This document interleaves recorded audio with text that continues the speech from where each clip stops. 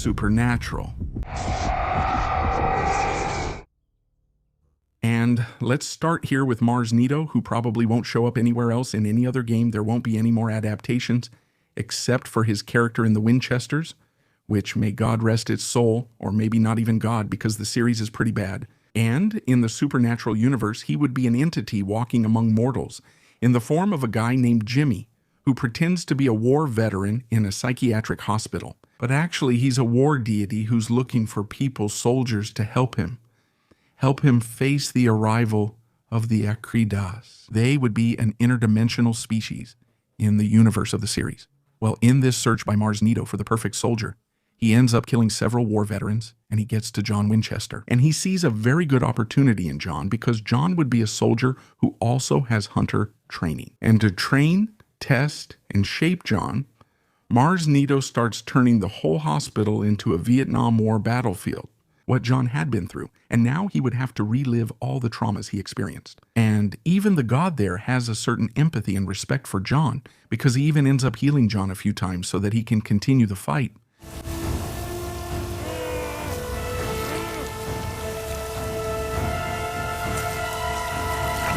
But because of the arrogance of being God, Mars Neto forgot about John's friends, who discovered that his immortality was linked to a sacred amphora. With the amphora destroyed, it got easier. The god lost his immortality, and John defeated him using the spear and helmet. But even while dying, Mars Neto still gave a little smile, that mocking smile, showing that John was actually ready for what was coming next in the series. So, about the god himself, there's not much to say because he's a pretty obscure god. You can't even know for sure if he was the god of war, but probably yes. He was highly worshipped in the Iberian Peninsula, being called Neto, Mars Neto, or Marte Neto. He was mainly worshipped by the Iberians and the Celtiberians. You could also become a great god here by liking the video and all that stuff you already know, but also, if you want, and you can help me even more, you can become a member here on the channel, which is less than 5 rays, and you help me a lot. Your name will be immortalized here in the videos. Those are the ones showing up right now. You'll also get early access, new videos, and exclusive content like those on the screen. You can also support me by clicking the products shown here. I'm going to leave a lot of supernatural stuff here on the screen, in the description, and later I'll leave Chico too. And in the pinned comment, there will be a lot of things, so take a look there. Just by clicking on the products and the links, you'll already be helping me a lot, okay? Thanks. The next one here is Atropos, who in Supernatural would be the goddess responsible for making sure that each person would die exactly the way it was written in their fate. And they chose her in a very accurate way here, because in this case she would be one of the Moirai, right? The goddesses of fate from Greek mythology. She would be the sister of Clotho, who spun the thread of life, and Lachesis, who measured it. Atropos's role was to cut the thread. She chose exactly the way a person would die. She hardly ever changed that. In fact, the meaning of the name Atropos is inflexible. In the episode where she appears in Supernatural, she's really angry because Castiel ended up saving the Titanic. And according to the episode itself, he would have saved 50,000 people, or at least one of them. Are you talking about Greek mythology, the sisters? Spot on. Nerd. Who should have died in that accident? So Atropos starts hunting down the descendants, killing them in extremely violent accidents. She even tries at one point to kill Mr. Dinho, but Castiel ends up saving him. And after some negotiation, Castiel decides to fix the timeline branch he had messed with, and the situation is resolved. I found it kind of curious that he decided to adapt Atropos alone, right? That's pretty rare. Usually the three of them always show up together, because together the three represent fate, right? The beginning, the middle, and the end. But in this case, since they're dealing with the end, right, with the death of the people on the Titanic, it actually makes sense for Atropos to show up like that. But they could have made her look a bit more like a witch, right? Older too, because she represents the end of fate, but for Supernatural, it's okay. Now let's discuss Baldur, who gained fame from The Witcher and God of War, and also appears in Supernatural. He appears in a famous episode called Hammer of the Gods. In that episode, several gods from different mythologies end up gathering in a hotel to discuss what they would do about the apocalypse that was about to happen. In this case, it would be the fight between the archangel Michael and Lucifer.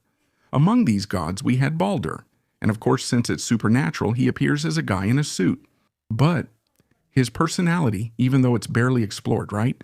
He appears very little. Still, it seems to be faithful to the mythology.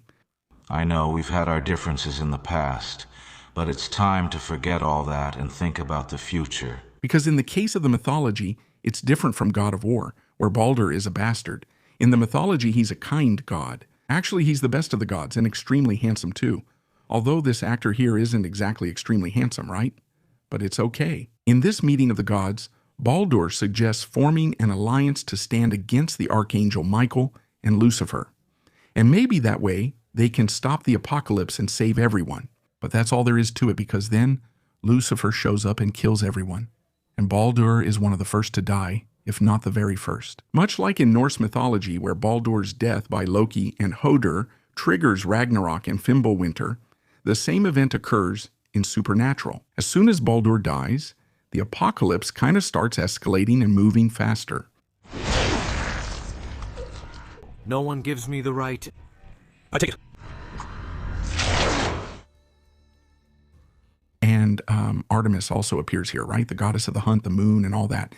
In this episode, something very curious happens, which is like this. At first, she closely follows the mythology, showing strong loyalty to Zeus, and even helping him hunt the Titan Prometheus. She helps Zeus a lot. She even manages to capture Sam. And our goddess, Artemis, the goddess of hunters. That's fascinating. She is the one we ask for courage. But then, as the episode goes on, we find out something really curious that they did, which is that they put a romance between Artemis, who is a virgin goddess, and Prometheus.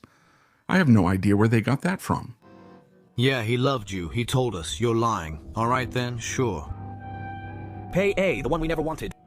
I don't know why they put that in the episode, but it's extremely important, because that's what the Winchester brothers use to defeat Zeus with Artemis's help. Honestly, aside from Artemis's bow and arrow, doesn't make sense. That adaptation just doesn't add up. This has to stop, Dad. I'm just getting started. And since I mentioned him here, right, let's talk about Prometheus now. Look, I'll tell you guys, they actually picked a good actor for him. If you look up pictures of Prometheus online and compare them to the actor, they actually look quite similar. Well, in mythology, Prometheus would be a Titan who, after stealing fire from Olympus, was punished by Zeus. He was chained to a rock there, having his liver eaten every day by an eagle. But in this case, in Supernatural, the theft of fire also happens. But instead of being punished and having his liver eaten every day, Prometheus is a guy who always dies. After some time, he ends up coming back and repeating this cycle. And because of these consecutive deaths, he has a kind of amnesia where he doesn't remember who he is. I'd say we're dealing with a Titan. Titan? Is that like a god? More like a proto-god, like the gods before the gods. Prometheus. Seriously? Yeah. Didn't he steal fire or something? That's right. He broke into Mount Olympus and stole the torches from Olympus. But Prometheus ends up having another problem in this new life of his, which is the fact that he has a son. And this son inherited his curse. To free his son, he seeks help from the Winchester brothers, who summon Zeus, hoping a conversation might solve things. Then Zeus, in this situation, ends up getting help from Artemis at one point. But then Artemis switches sides because they say she loves Prometheus. And in the end, Prometheus ends up sacrificing himself to put an end to this curse. Anyway, let's see if we can make up for 7 years of lost time. And now, taking the opportunity to talk about Zeus here, who also shows up as a guy in a suit. He could be a little older, and in terms of personality, well, Zeus isn't exactly a fairy tale hero, right? He's not a very kind guy. But here, they really exaggerated him a lot, because here, the guy really hates humanity.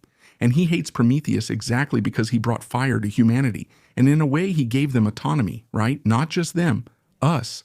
I'm part of humanity too. He's extremely selfish, narcissistic, and different from other gods who show up. In Supernatural, they tried to adapt him to modern times by doing things differently. Zeus kind of wants to restore the old order through fear. I do this for us, for our kind. He's the reason we're here, and not ruling the world. He's so out of his mind that he doesn't even care much about his daughter's feelings, right? Artemis, who in this case loved Prometheus. And he tells her to kill Prometheus anyway, ignoring everything she feels. And how does this story end, right? Zeus, he tries to kill Prometheus' son, but Artemis gets there and shoots an arrow at him. An arrow that apparently has the power to kill a god, which doesn't exist in mythology. Just letting you know in advance, okay? Then Zeus goes there, grabs Prometheus, and puts him in front. And the arrow hits Prometheus, but then Prometheus kind of sacrifices himself, right? He pushes the arrow so it hits Zeus to kill him and end his own life as well. And also to break his son's curse.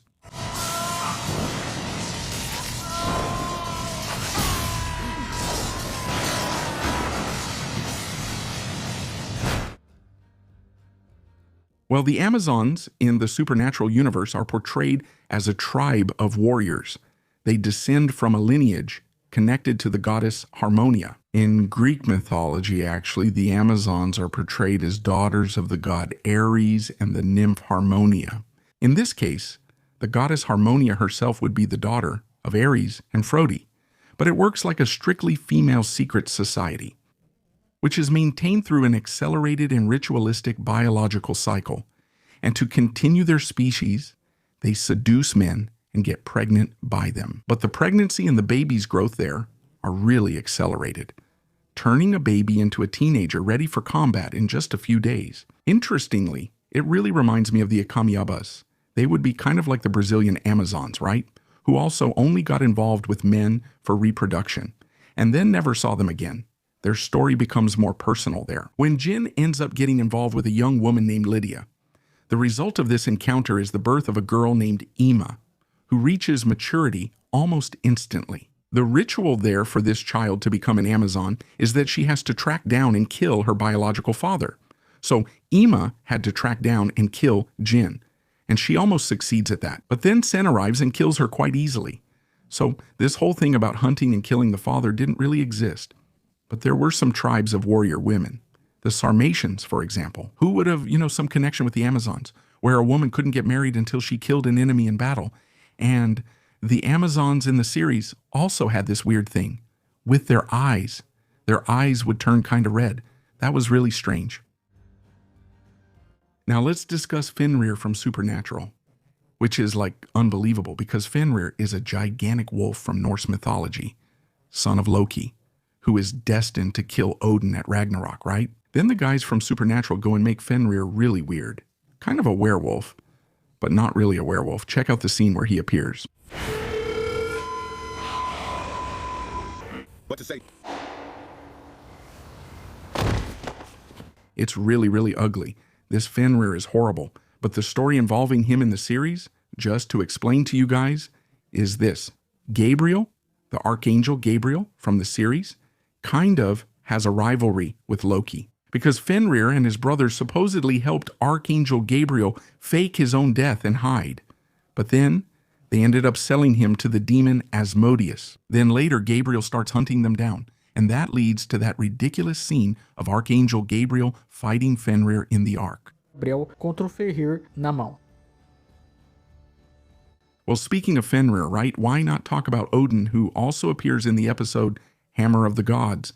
Odin is right there in the middle of that meeting. I'll tell you guys, okay, at first glance, this Odin just looks like an ordinary old man. But in Supernatural, where we have a representation of Fenrir that's worse than the werewolf from the Michael Jackson music video, man, this here is incredible. It's incredible. Even with an outfit there that kind of looks like a God King's clothes, right? He could have a bigger beard. He could be holding a spear there. He could too. He could have given him just one eye. Sure, he could. But within the standards of Supernatural for representing deities and those things, right? Within the budget they had to work with, this Odin is great. And the personality they use there actually makes sense because Odin kind of doesn't want to accept that the old deities have lost their place, that they have to lower themselves, for example, to the angels. Why is everyone getting so stressed out? It's just a pair of angels having a slap fight. He even mocks it, saying the biblical apocalypse isn't the real end of times. For him, that would be Ragnarok, at least from his perspective. Yeah, everybody knows that at the end of the world, the great serpent Jormungandr will appear, and I myself will be devoured by a wolf. Even when people say that Lucifer was arriving, Odin keeps mocking, saying that Michael and Lucifer would be a fight between lesser gods. But that changes when the devil shows up at the hotel, right? And ends up killing everyone. It's even kind of disappointing, isn't it? Because if you're watching for the first time, you might end up expecting an amazing epic fight there between Odin, the leader of the Aesir pantheon, and Lucifer, for example. Or you might even think, right, that since Odin is the supreme god, he would easily defeat Lucifer, since Lucifer was at the top, right, in his universe. But no, Odin is unfortunately killed in seconds and brutally.